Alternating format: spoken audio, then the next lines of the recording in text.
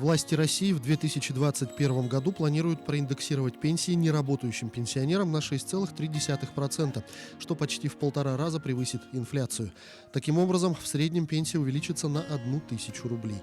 Кроме того, будут проиндексированы ежемесячные денежные выплаты ветеранам боевых действий и инвалидам всех категорий.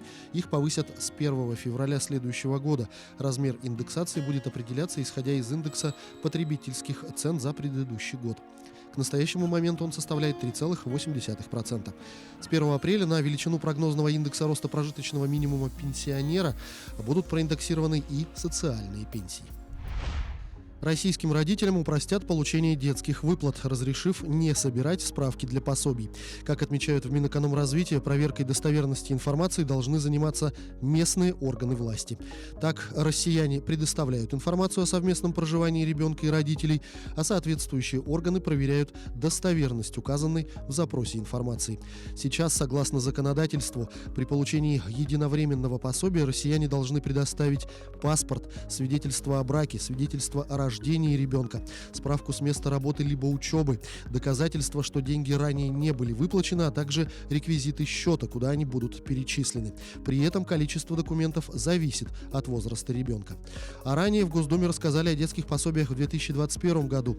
Так, если ребенку от 1,5 до 3 лет и если доход члена семьи составляет меньше 2 прожиточных минимумов, то есть возможность получить пособие на ребенка в размере прожиточного минимума. В зависимости от субъекта Российской Федерации это где-то 11 тысяч рублей в среднем. Российские водители примерно вдвое снизили расходы на подготовку своих автомобилей к зимнему сезону по сравнению с прошлым годом. Осенью 2020 года спрос упал практически на все товары и услуги, связанные с подготовкой транспортных средств к холодам.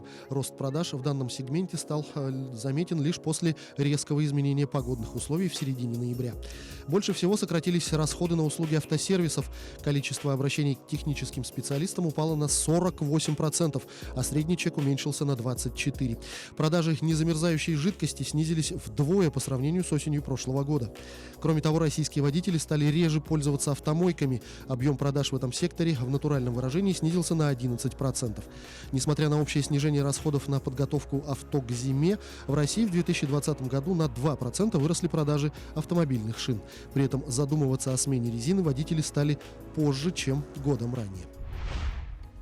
В Якутии на поддержку субъектов предпринимательства в связи со сложной эпидситуацией выделено 2 миллиарда 20 миллионов рублей.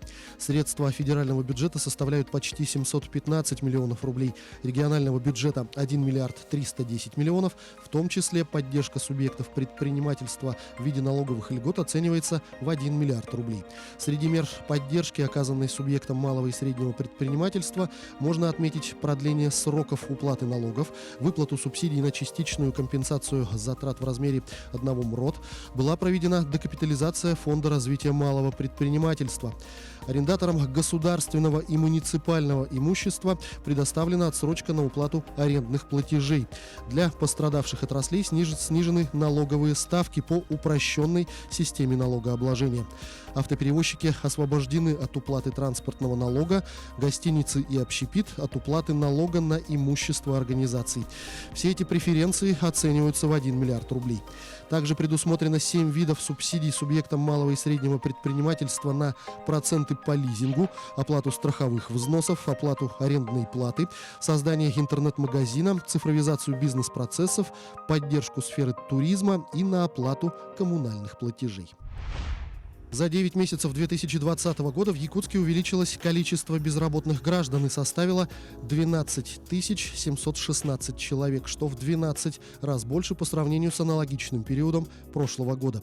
Отмечается, что последствия пандемии коронавирусной инфекции отразились на всех сферах жизни города.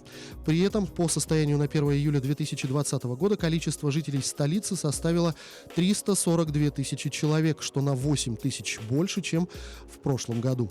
С января по июль увеличилось количество прибывших людей, в том числе мигрантов.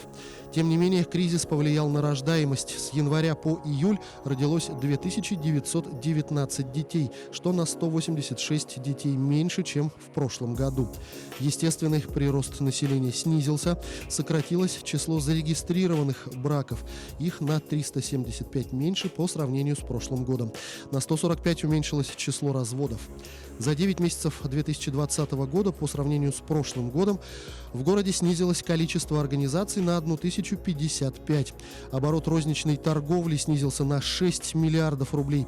Общественное питание на 2,8 миллиарда рублей.